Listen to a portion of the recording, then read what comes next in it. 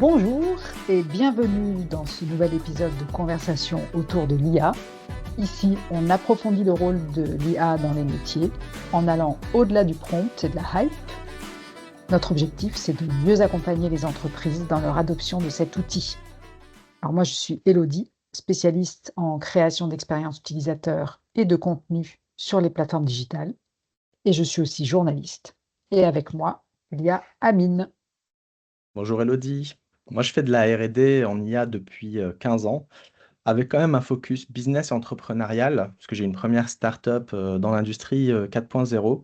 Et aujourd'hui, j'accompagne les entreprises dans l'adoption concrète de l'IA et on essaye d'aller au-delà des effets de mode et de rendre ça le plus concret possible.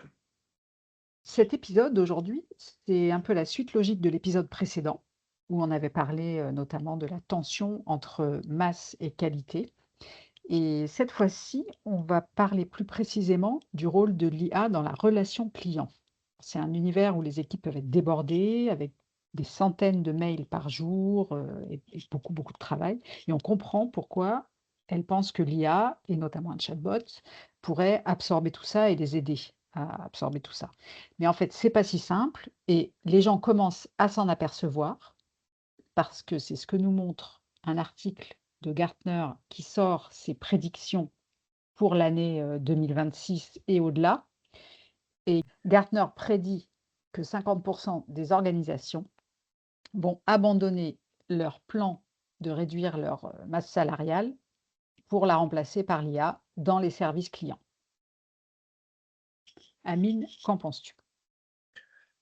Personnellement, c'est quelque chose que j'avais vu venir et je ne suis pas le seul. On est plusieurs à avoir prévenu assez tôt que mettre des chatbots en face des clients, sachant tout ce qu'on sait sur les limitations dont on a déjà discuté, des IA génératives, notamment les problématiques d'hallucination, mais aussi tout ce qui est capacité à faire dérailler le chatbot.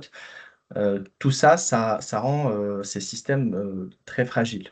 Quand on les met face à des gens qu'on ne connaît pas, quand on les met sur Internet, face à un public très large. Et sur ces dernières années, on a eu plusieurs cas de ratés, des Oui, cas volontaires, mais aussi des cas subis, des cas qui ont abouti à des procès. Il y a notamment le cas Air Canada qui était arrivé assez tôt, où le chatbot avait carrément inventé des clauses commerciales inexistantes. Et c'était un cas de mémoire un peu dramatique parce que c'était une personne, je crois, qui avait eu un décès, qui devait prendre un vol en catastrophe.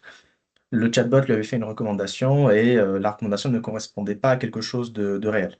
Donc la personne, par dépit, avait quand même pris son billet, il me semble, et après elle avait attaqué en justice Air Canada. Et oui, un cas plus cocasse, plus rigolo, oui, que j'aime bien, quand même. et qui illustre aussi ce côté, comment est-ce qu'on peut manipuler ces IA avec le prompt, c'est une personne qui s'était amusée à manipuler le chatbot de Chevrolet pour qu'elle lui fasse une proposition de voiture à 1 dollar. Alors, je ne sais pas, je crois que la vente n'a pas eu lieu, hein. Mais voilà, J'espère pour Chevrolet. voilà. Et assez tôt, donc, moi, dans les acculturations que je faisais très vite, je disais attention, les chatbots, ce qu'on dit public facing, donc vraiment les chatbots grand public, à qui on laisse trop de liberté, ça peut être dangereux. Les écueils de l'IA dans la relation client, dans la gestion de la relation client, ils apparaissent aussi dans la réaction qu'on peut identifier chez les utilisateurs, donc chez les clients justement. Et pour regarder ça de plus près, ben, on s'est amusé, comme on le fait régulièrement, à aller voir certaines tendances, et notamment dans Google Trends qui analyse les recherches des utilisateurs. Et il y a une tendance assez intéressante qu'on a identifiée. On se doutait un petit peu qu'on verrait ce genre de choses.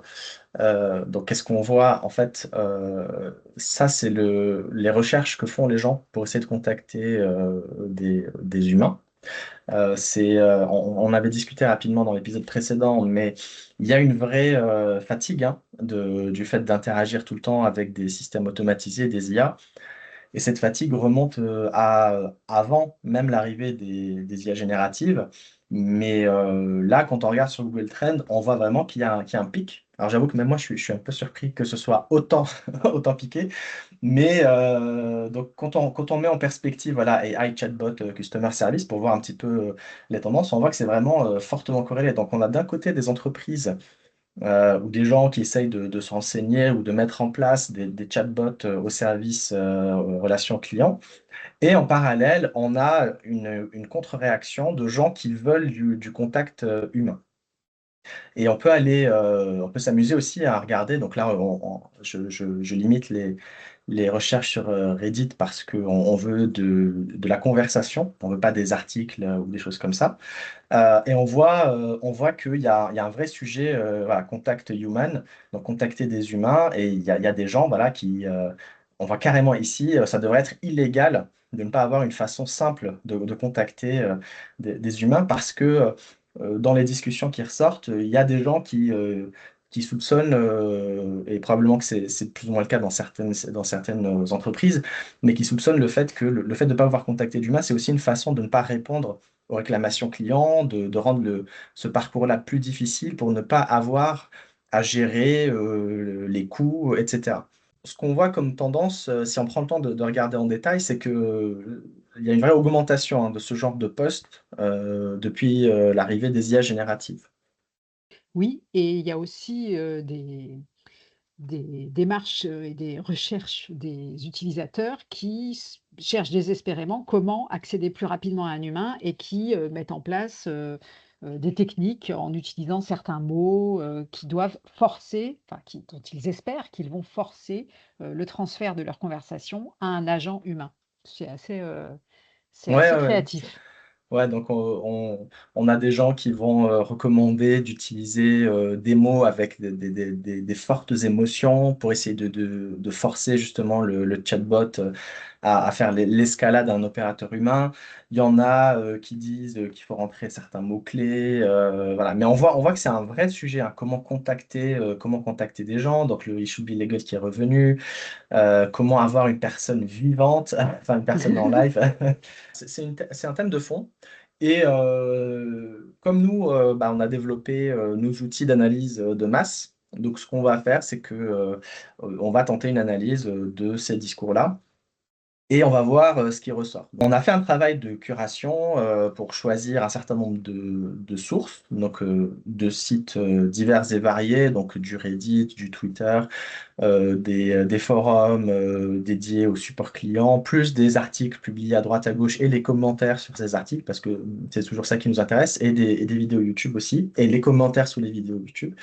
Et on a donc retourné la moulinette pour voir un peu ce qui ressort de ces analyses. Donc c'est ce que on va parcourir là durant les quelques minutes qui nous restent pour voir un peu, sentir un petit peu l'état de la situation.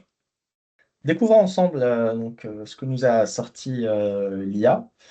Alors déjà, on voit des chiffres. On avait déjà expliqué la dernière fois que quand l'IA sortait des chiffres, il fallait être attentif, il fallait vérifier. Ouais, faut être Là, vigilant. on voit que ça parle de 34% de taux de résolution de chatbot contre 79-87% d'agents humains. Je pense savoir d'où viennent ces chiffres. Il me semble que c'est une étude menée en interne par Salesforce. Alors, peut-être pas celle-là, mais en tout cas, je sais que Salesforce avait fait une étude similaire où il montrait que c'était autour de 50%. Et donc, C'est quand même, remarquable. Enfin, alors, quand on le voit du côté, est-ce que l'IA est utile, c'est remarquable. Quand on le voit du côté, on automatise tout, ça l'est beaucoup moins, parce que ça veut quand même dire que on rate un remarquable, cas, un pas cas au sur deux. voilà, non, non, Ouais. remarquable pas au sens positif. Je pensais, Ah oui, oui, oui, remarquable, ça c'est ça. saute aux Ouais. yeux parce que c'est quand même pas génial, quoi, finalement. Mais même hein, si on était à 80%, enfin bon, après on peut dire 80%, on est au même niveau que des agents humains, donc on peut se poser la question de garder les humains. Mmh. Mais la vérité, c'est que les humains pourraient mieux faire s'ils avaient un meilleur support, des meilleurs outils et qu'on leur laissait un peu plus de temps. Donc c'est Mmh. là aussi où ça pose la question de l'IA au service des humains. Parce que là, le fait d'avoir les deux qui travaillent ensemble pour décharger les humains de certaines tâches et les laisser se concentrer sur des cas complexes, clairement, on pourrait booster ici le 87% de résolution par des agents humains. Mmh mh. On voit aussi qu'il y a des regrets hein, qui sont exprimés. Bon, ça, cette étude MIT, je pense que tout le monde l'a vu passer. J'ai pas eu le temps de creuser en détail parce que bon, même si les chiffres sont intéressants, il faut toujours quand même aller vérifier comment ils sont construits. Là, en Oui, l'occurrence, c'est pas parce que ça va dans notre sens qu'on doit se jeter dessus et être content, parce qu'il faut toujours éviter les biais de confirmation. oui, Donc voilà. Donc même si une étude va dans notre sens, il faut quand même prendre le temps de se poser, de la lire pour être sûr d'avoir bien compris ce que le chiffre veut dire. oui. Mais Donc c'est peut-être qu'on cinquante-cinq le pour fera. Ouais. cent, c'est Ouais. 55% que tu évoques là, des leaders qui regrettent. Bon, bah, ça fait écho quand même, à cet article de Gartner. C'est-à-dire, je sais Mm. pas si c'est juste ou pas tout à fait juste, on va voir, tout à l'heure, mais en tout cas, ça fait la moitié des gens qui, peut-être, pourraient faire marche arrière, quoi. Ouais.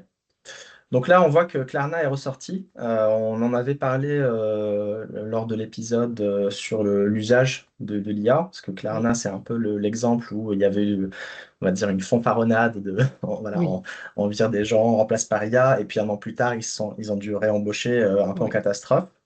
Alors, le cas McDonald's, j'avoue que je ne l'ai pas vu passer. Je ne sais pas si ça te parle, mais Pas du tout. voilà. Mais en fait, en Heu, recherchant, j'ai vu que donc ça existait, hein. Celui-là, pour la peine, je l'ai vérifié. Il existe bien. Et donc, mais il a pas McDonald's fait de avait. bruit, il a pas fait beaucoup de bruit en tout Ouais, cas. Mmh. non. Et on voit que le Air Canada est ressorti.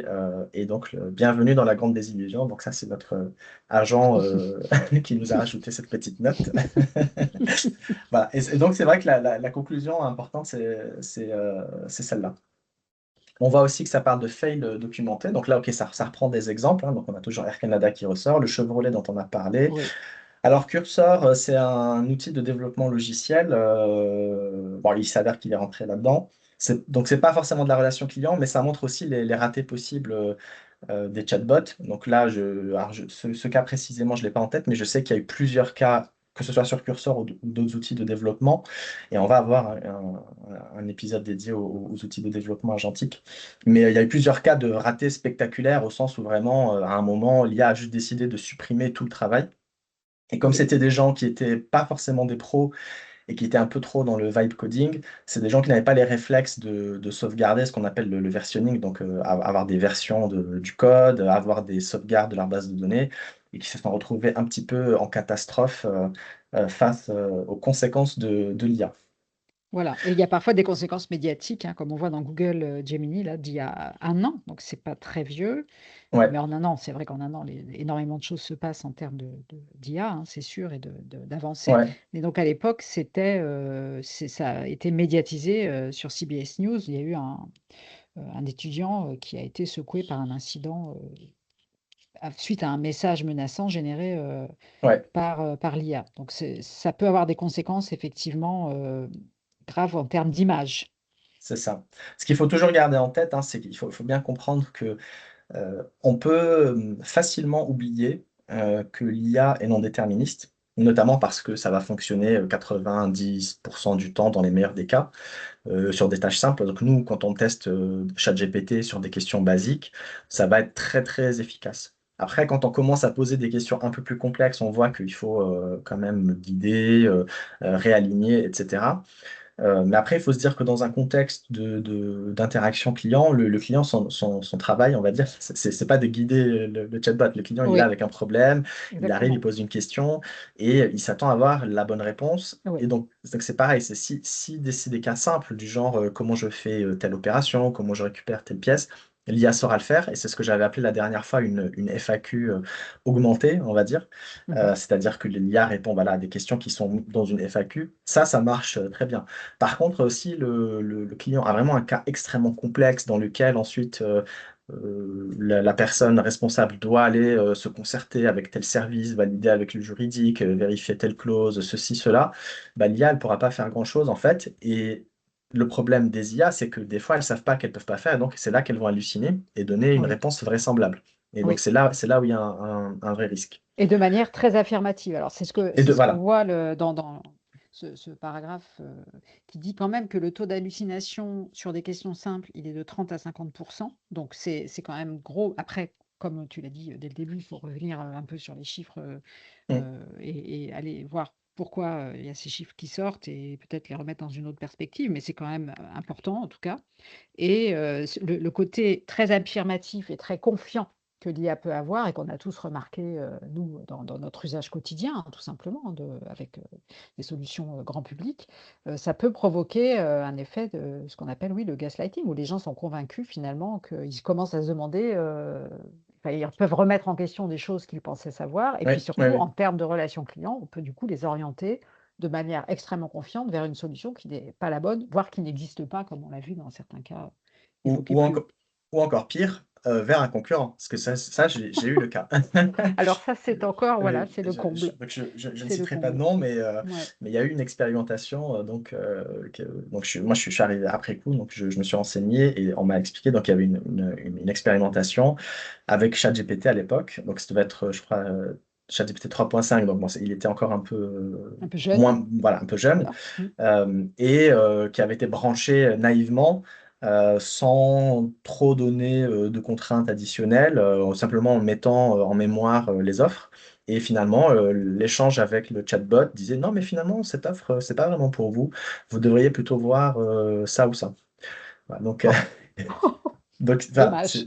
c'est un cas assez extrême, mais je sais pas si c'est pas pire que halluciner, quoi. Parce qu'au Bah, moins halluciner, la c'est personne elle trouve rien, elle peut revenir. Là, exactement. Mmh. l'envoyer carrément chez le Bah, concurrent, c'est-à-dire que là, c'est on pas a génial. fait le contraire de ce qu'on voulait faire en Voilà, c'est termes de ça. business. Disons qu'en termes de business, oui, c'est pire, très probablement. Ouais. Donc bon, voilà. Alors, on va découvrir maintenant l'effet boomerang. Donc là, c'est un titre généré par IA, donc je ne sais pas encore ce qu'il y a dedans. Ah oui, d'accord, licencier pour réembaucher. Bah, voilà, donc ça reprend le pattern de Klarna qui est en fait un pattern, qui est revenu, à plusieurs reprises. Donc on a, donc 2024 Klarna, IBM aussi avait tenté des choses. Alors je ne connais pas cet exemple de la Commonwealth Bank, il faudrait vérifier, mais bon après c'est que 45 postes, donc c'est moins important. Oui, On avait déjà expliqué à notre point de vue, hein, dans le tout premier épisode, qui est en fait l'épisode 0, où on discutait un peu de l'impact de l'IA sur le travail et où on expliquait que c'est plus une conjoncture, la conjoncture économique aujourd'hui et les restructurations qui expliquent un peu les changements de poste, les oui, licenciements. Et l'IA sert quand même beaucoup de de, prétexte. voilà, Mmh. de prétexte parce que c'est plus facile et en même temps ça donne un cachet innovation pour les marchés parce que souvent les Exactement. entreprises qui font ces communications sont des entreprises qui sont cotées en bourse. C'est ça, donc licencier, c'est pas très bon signe quand on est coté en bourse. Ouais. C'est bon, enfin après je sais qu'ils parlent un langage, différent et que peut-être ils vont démontrer par les chiffres que c'est un très bon signe de licencier. Mais en tout cas, c'est vrai que c'est pas forcément signe de bonne santé, mais si on couvre ça, avec l'IA, ça peut masquer, Ouais. cet aspect-là. Alors ça dépend, hein. Ça peut être vu comme une bonne action, par les marchés parce que, Voilà, ça réduit le coût des opérations. exactement, oui, c'est Voilà, ça. donc on peut dire: «Ah, il dégraisse», pour faire Il simple. dégraisse exactement Voilà, il avec le dégraisse terme, donc voilà. charmant. Donc on Oui, s'attend à avoir, voilà, une meilleure, en grosso une modo à la meilleure fin, rentabilité. voilà, une meilleure rentabilité, donc derrière, des dividendes ou en tout cas des actions qui s'apprécient. Et si en plus on rajoute un discours, IA innovant, on sait que les marchés attendent ça. En tout cas Oui.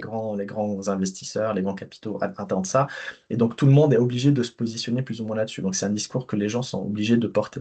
Mmh mh. Mmh. On voit aussi cette fameuse, dichotomie, hein, dont on discute, depuis le début, hein, sur, remplacer, ou augmenter, heu, qui rejoint aussi notre, 2e dichotomie, qui est, masse versus qualité. Parce que grosso modo, les gens qui vont aller vers des scénarios de remplacement, c'est des gens qui veulent aller chercher la masse à Oui. moindre coût, alors que quand on veut augmenter, on est plutôt en recherche de qualité. Donc c'est des positionnements qui sont différents, c'est des objectifs qui sont différents. Et a priori, pour l'immense majorité, en tout cas des entreprises avec lesquelles nous on travaille, on est plutôt dans le second cas, c'est-à-dire vraiment on veut augmenter les métiers, on veut augmenter les collaborateurs, leur faciliter le travail. Au-delà de la relation client, c'est aussi, la qualité, hein, de vie au travail, hein, c'est des enjeux de QVT, d'essayer d'alléger, ces tâches rébarbatives Oui. et de déconstruire un petit peu, les process complexes qui ont émergé de façon, organique, on va dire, dans les entreprises et qui sont pas forcément toujours très bien compris et maîtrisés. Mmh. Oui et donc ce que tu dis Amine, sur les process et la mise à jour des process, dans les métiers, bah, ça rejoint, tout ce qu'on dit, nous, depuis le début par rapport à l'intégration de l'IA dans les process métiers. C'est-à-dire que tout l'intérêt, ça va être de, découper ces process et de voir à quels différents endroits on peut intégrer de l'IA pour aller réellement augmenter, les la force, humaine, en fait, pour qu'elle puisse, produire mieux, produire peut-être plus, mais en tout cas, toujours en respectant, la qualité. C'est ça, c'est ce qu'on expliquait, hein, dans l'épisode précédent, hein, c'était cet arbitrage, cet équilibre qu'il faut trouver, entre, l'automatisation qui va être au service de la performance et puis l'impact que ça peut avoir sur, la qualité au sens large. Mais ici, ce qui donc la qualité va être définie plutôt en termes de satisfaction client et de service, rendu au client. Et on avait expliqué, hein, qu'il y avait, une interconnexion, je crois qu'on avait dit constellation de tâches au sein d'un même métier, mais aussi, des relations en fait entre les métiers. Donc le tout est lié dans l'entreprise et il faut aller vers cette vision systémique et le point d'entrée en fait de la satisfaction client, c'est un très bon point d'entrée pour les gens qui ne savent pas par où démarrer.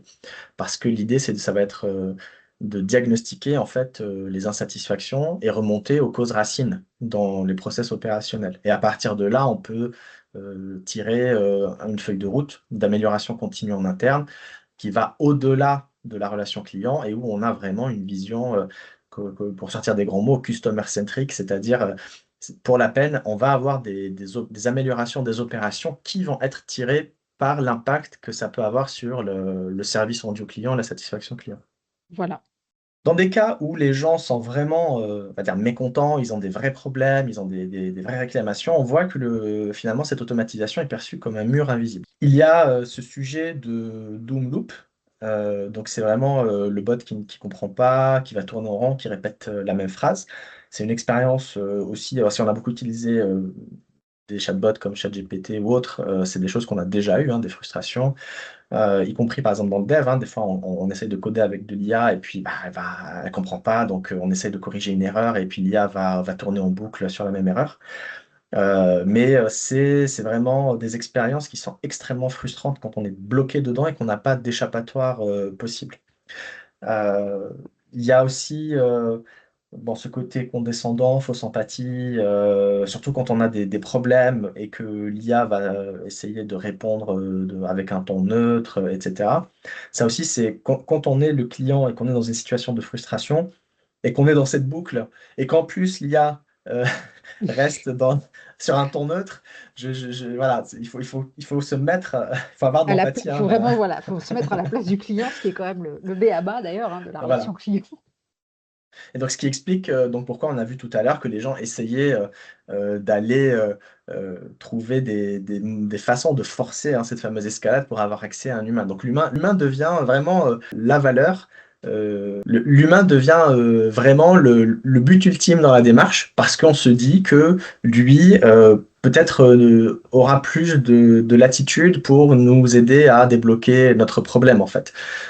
Donc là, on touche vraiment à la limite, de l'IA finalement, dans la relation Ouais, client. C'est-à-dire qu'on est ouais, dans une dimension totalement, humaine du côté du client là, qui est en recherche de quelque chose que seul l'humain peut lui apporter. En tout cas, c'est ce qu'il pense et bon, pour l'instant, c'est assez vrai et donc il faut bien arriver à cette conclusion que ça l'IA ne peut pas remplacer l'humain à ce moment-là de la relation.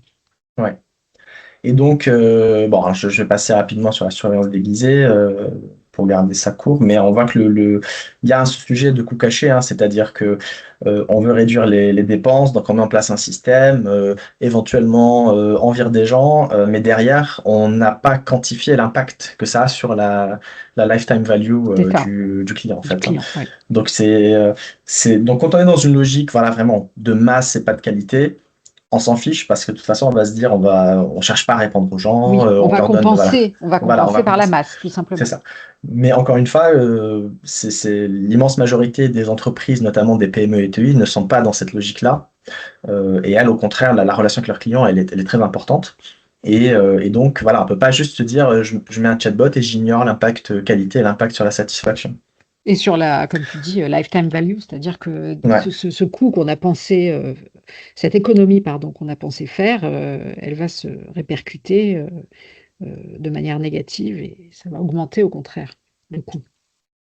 Ouais. Donc là, on a quelques verbatims qui sont remontés, donc on va espérer que c'est pas halluciné.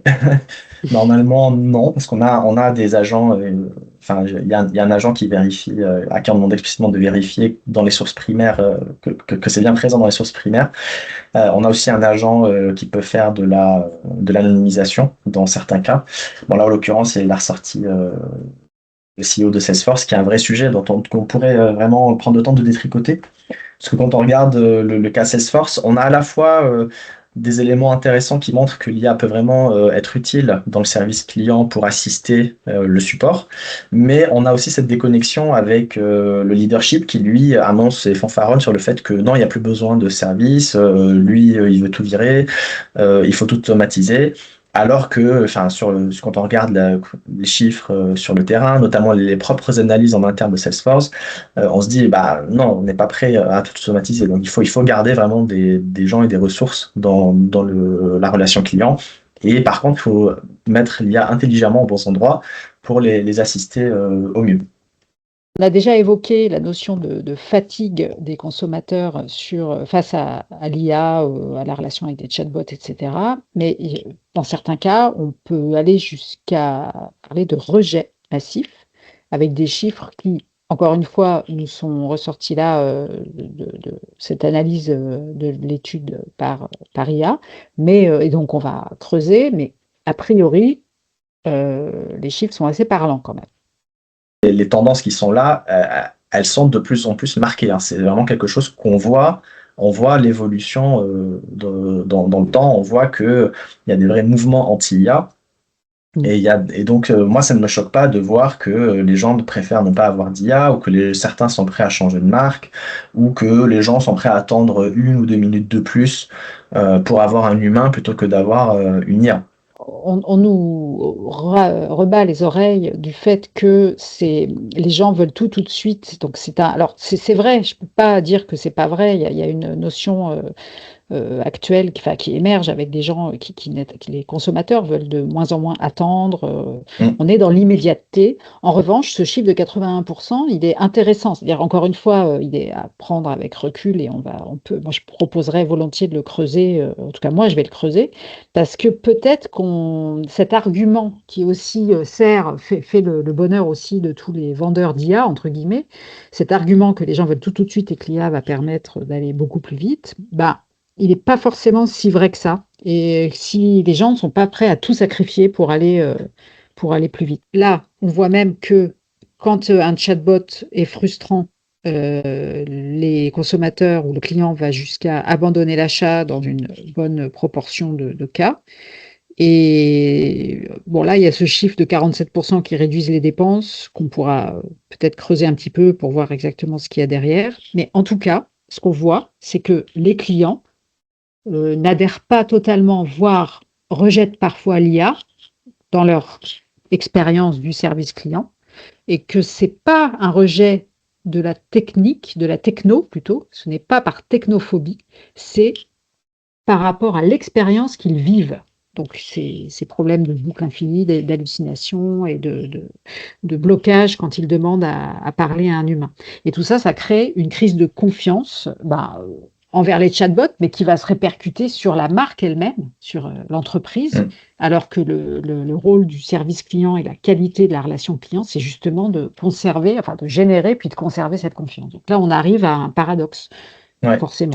Mais je trouve en fait cette phrase vraiment très, très intéressante, parce que c'est vrai que souvent quand on parle du rejet de l'IA, c'est plus, on va faire le lien avec les ludiques, le rejet de la technologie par instinct, etc. Là, non, c'est pas ça. C'est pas juste des gens qui rejettent l'IA par instinct, c'est vraiment, il y a une expérience désagréable, il y a une Ouais. frustration. Et en fait, c'est pour ça que les gens la rejettent. Donc on va conclure là, on a une proposition de chaîne causale, hein, qui de toute façon reprend les éléments précédents, hein. Donc on voit bien, il y a les problématiques liées aux hallucinations, les problématiques sur les boucles infinies, le fait qu'on reste bloqué et qu'on n'ait pas d'escalade et pas de réponse, ce sujet de fausse empathie qui reste très frustrant, surtout quand on est dans une situation où on est pressé, où on subit des choses désagréables. plus bon, ce côté eye-washing qu'on n'a pas forcément le temps d'aborder aujourd'hui. Et finalement, les vraies questions qui ressortent, voilà, donc c'est toujours cette discussion, cette mise en perspective entre remplacer, augmenter. Là, a priori, si on reprend les performances, donc là, ça reprend les chiffres qu'on a vus au début. Donc ça, c'était l'efficacité des IA versus l'efficacité des humains. Voilà, on voit que remplacer, non. Par contre, venir augmenter, nous, on a des cas concrets où l'IA, d'ailleurs, n'est pas forcément, et je crois qu'on l'avait dit aussi, hein, mais on met pas forcément l'IA face au client, mais l'IA va plutôt venir en back-end sur des tâches, notamment des tâches de tri, de routage, de structuration, d'assistance, etc. Où là, vraiment, elle a une plus-value très importante, mais en même temps, elle n'a pas d'impact direct sur le client. Donc, c'est les collaborateurs qui travaillent avec qui ont donc plus de, on va dire, de patience pour gérer un petit peu les ratés.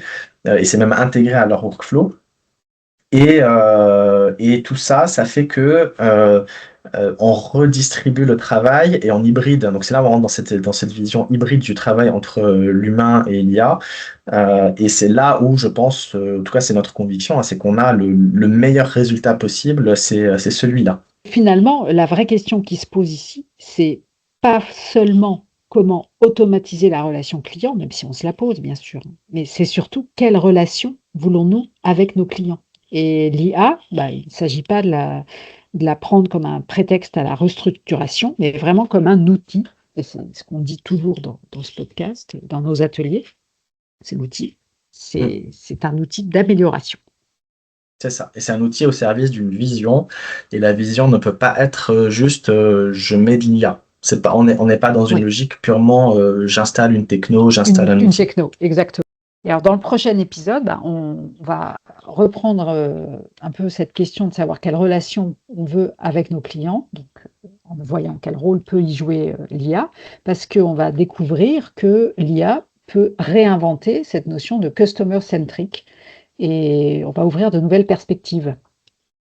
Tout à fait. Donc, on a préparé trois démos, rapports qui reprennent quelques cas clients concrets et qui illustrent différentes façons d'aborder le sujet, soit pour comprendre en fait notre relation avec nos clients, notre marché, soit pour redescendre vraiment jusqu'aux opérations et identifier les points d'amélioration. C'est là où vraiment on voit qu'il y a cette vision systémique entre j'ai des gens qui produisent des choses d'un côté et en face j'ai des gens qui consomment ce que je produis et en fait c'est aujourd'hui donc ces deux mondes qui vivent plus ou moins séparés et là en fait on peut aller chercher le lien entre les deux pour transformer l'entreprise en profondeur. Et l'IA, du coup, est un rouage dans cette histoire.